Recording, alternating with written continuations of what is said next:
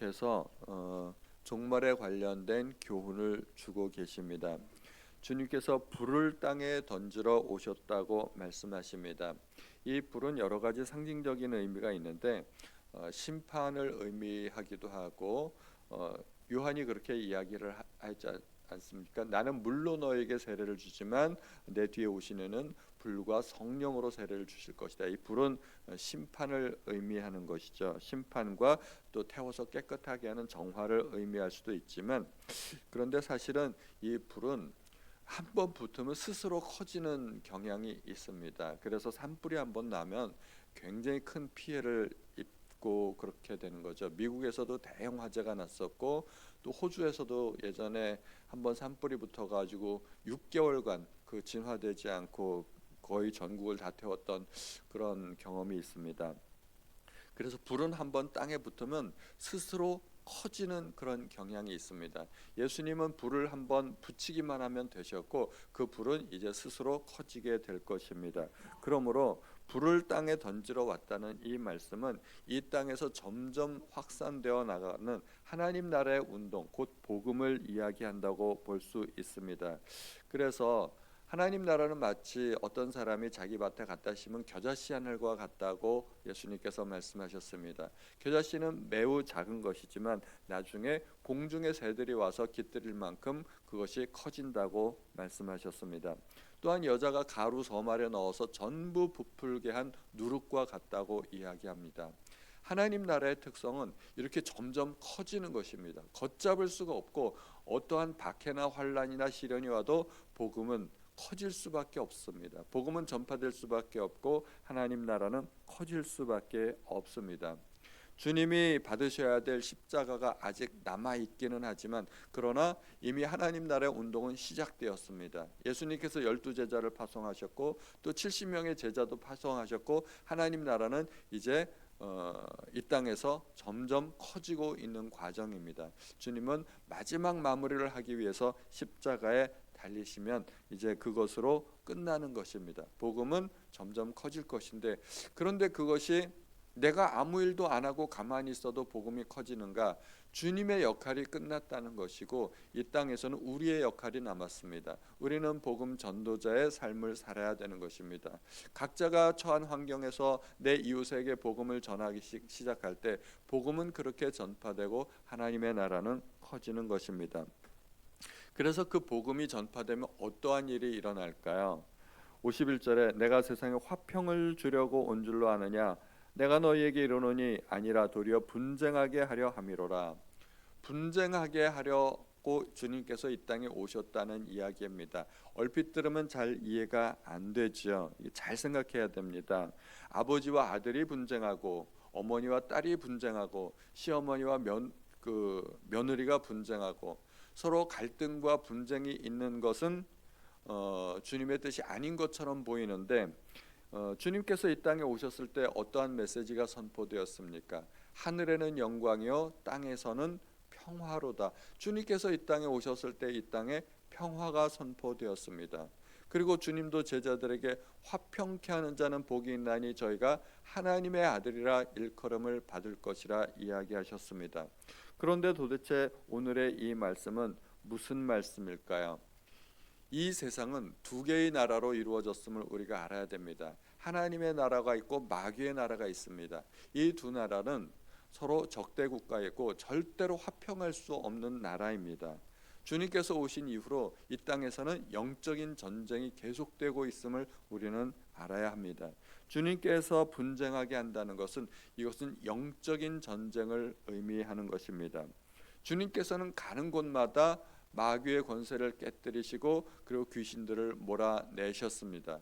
하나님의 나라가 확장되기 위해서 그렇게 마귀가 도망가고 귀신들이 쫓겨나가는 것입니다. 그래서 에베소서의 말씀은 우리의 씨름은 혈과 육을 상대하는 것이 아니고 통치자들, 권세들, 이 세상의 주관자들, 하늘에 있는 악의 영들을 상대함이라고 이야기하였습니다. 그러므로 우리는 악한 영들을 상대하는 전투적인 삶을 살아야 됩니다. 절대로 혈과 육을 상대하는 싸움이 아니라는 것을 알아야 됩니다. 그러므로 우리는 이 땅에서 가족관계를 소중히 여기고 가족들을 사랑하고 극진히 대접해야 됩니다. 아들, 딸들을 사랑하고 며느리를 사랑하고 부모를 존경하고 공경하고 잘 대우해야 됩니다. 그러나 영적인 부분에 있어서는 싸움이 있다는 것을 우리가 기억해야 됩니다. 신앙은 양보해야 되지 말아야 되는 것이죠. 그렇다고 해서 이것을 육적인 싸움으로 승화시켜서는 안 됩니다. 육적으로는 그렇게 싸우면 안 됩니다. 분명히 우리의 씨름은 혈과 육을 상대하는 것이 아니라고 했기 때문입니다. 예수님께서는 십자가에 달리실 그 말씀을 하셨을 때 베드로가 주여 그렇게 되면 안 됩니다 하고 만류했습니다. 그때 예수님께서는 베드로를 보시면서 그 속에 있는 마귀를 보셨습니다. 이 마귀가 내 사역을 방해하고 있구나. 베드로를 보시지 않고 마귀를 보셨기 때문에 베드로를 향해서 사탄아 물러가라 말씀하실 수 있었습니다. 만약에 예수님께서 사탄을 보지 못하셨더라면 베드로를 향해서 그래 너밖에 없다, 참 고맙구나, 나를 생각해 주니 역시 너는 나의 수제작감이다, 이렇게 이야기할 수 있지 않겠습니까? 사람을 보면 그렇게 이야기할 수 있지만 사탄을 보면 그렇게 말할 수 없다는 것입니다. 그러므로 우리는 이 세상을 살아가면서 자꾸 귀신들을 볼 수 있어야 됩니다. 악한 영들을 볼 수 있어야 됩니다. 누군가 나를 괴롭히고 나를 시험에 들게 하고 내가 미워 죽겠는 사람이 있다면 사람을 보지 마시고 그 속에 있는 악한 영들을 보셔야 됩니다. 그래서 예수님처럼 외쳐야 됩니다. 사탄아 물러가라. 그런데 우리는 예수님이 아니니까 그렇게 소리내서 말하면 안 됩니다. 우리는 그렇게 소리내서 말하면 문제가 더 커질 수 있습니다. 그러니까 그 며느리가 시어머니를 향해서 사탄아 물러가라 이러면 문제가 커집니다. 속으로만 말하세요. 속으로만. 그리고 아들, 딸들을 향해서도 뭔가 악한 영의 역사가 있는 것 같다 그러면 속으로 사탄아 물러가라 그렇게 이야기를 하시고 겉으로는 사랑한다 이렇게 얘기를 하셔야죠. 이렇게 얘기를 하셔야 지혜로운 겁니다. 왜냐하면 우리의 씨름은 혈과 육을 상대하는 것이 아니기 때문에. 그러나 그 속에 있는 마귀 역사를 보셔야 됩니다. 나를 괴롭히는 것이, 나를 괴롭히고 나를 못살게 굴고 나를 시험에 들게 하는 것이 저 사람이 아니라 저 속에 있는 악한 영이구나, 이것을 깨달으셔야 됩니다. 그리고 또 내 속에 있는 악한 영도 깨달으셔야 됩니다. 내가 왜 이럴까? 내 속에 있는 악한 영이 있구나, 내 속에 더러운 귀신이 있구나. 그래서 스스로 귀신을 몰아내셔야 됩니다. 자수하세요. 스스로 머리에 손 얹고 안수하시라는 말입니다. 스스로 안수, 머리에 손 얹고 더러운 귀신아 물러가라. 그러고 내 속에 있는 귀신을 몰아내셔야 됩니다. 그래서 우리는 이 세상에서 끊임없이 영적인 전쟁을 싸워야 됩니다. 그래서 바울은 디모데에게, 아들과 같은 디모데에게 너는 그리스도 예수의 좋은 병사로 나와 함께 고난을 받으라 이야기합니다. 좋은 병사로. 그리스도인의 삶을 군사로, 병사로 그렇게 비유하는 곳이 많이 있죠. 우리는 이 땅에서 악한 영의 권세와 맞서 싸우는 그런 군사가 되어야 됩니다. 그리고 또 마지막 때 우리는 이 세상에서 일어나는 그런 영적인 분위기들을 감지할 수 있어야 됩니다. 우리가 일기예보를 보지 않습니까? 내일은 날씨가 춥겠다, 눈이 온다, 비가 온다 그러면은 그에 대한 대비를 합니다. 비가 온다 그러면은 우산을 준비할 것입니다. 내일 날씨가 춥다 그러면은 옷을 두툼하게 입겠죠. 그리고 내일 눈이 온다, 그럼 교통체증이 있겠구나, 내일 좀 일찍 나가야 되겠다, 이런 준비를 하게 될 것입니다. 그리고 우리가 이렇게 천지의 기상을 분별할 수 있다면 우리가 영적인 분위기도 감지할 수 있어야 된다는 것입니다.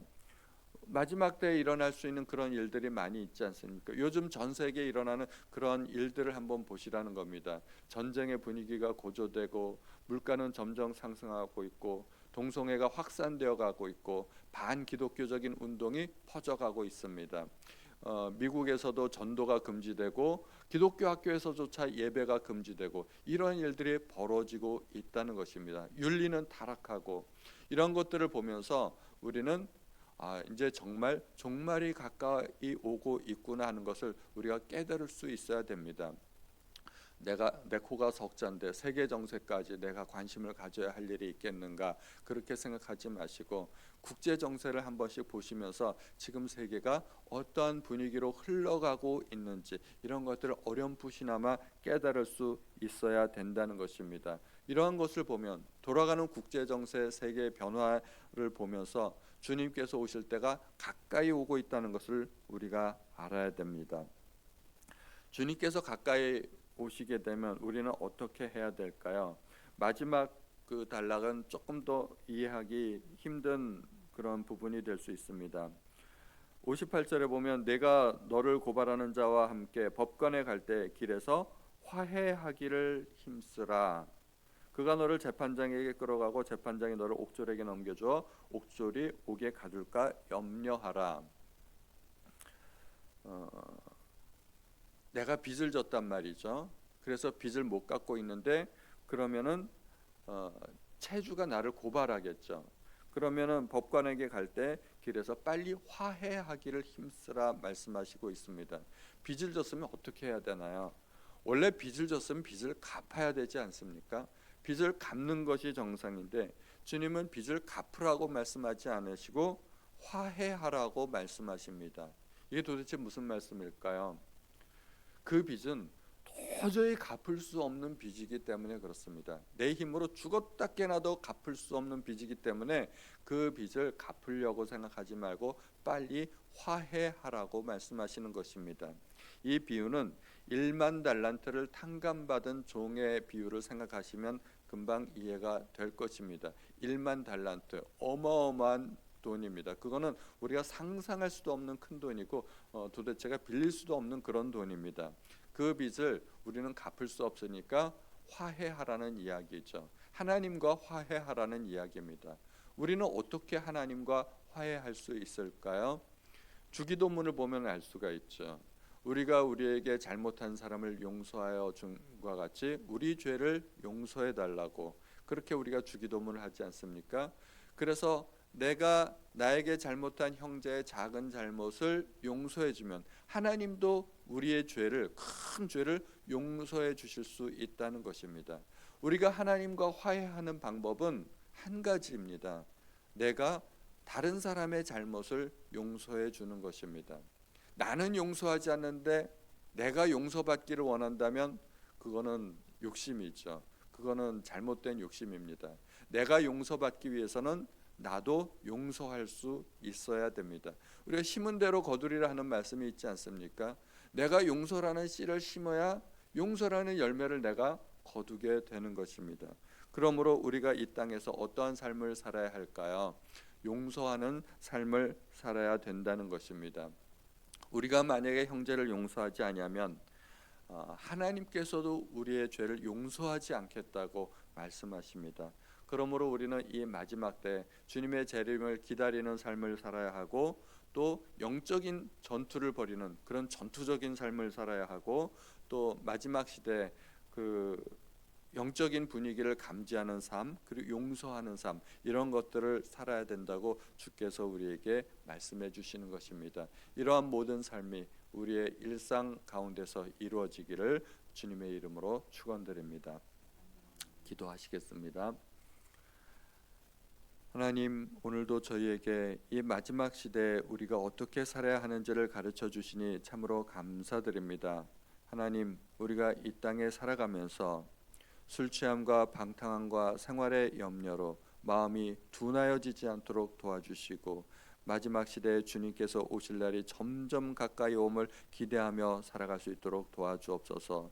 특별히 우리가 영적인 삶을 살고 영적인 전투를 살아갈 수 있도록 도와주옵소서.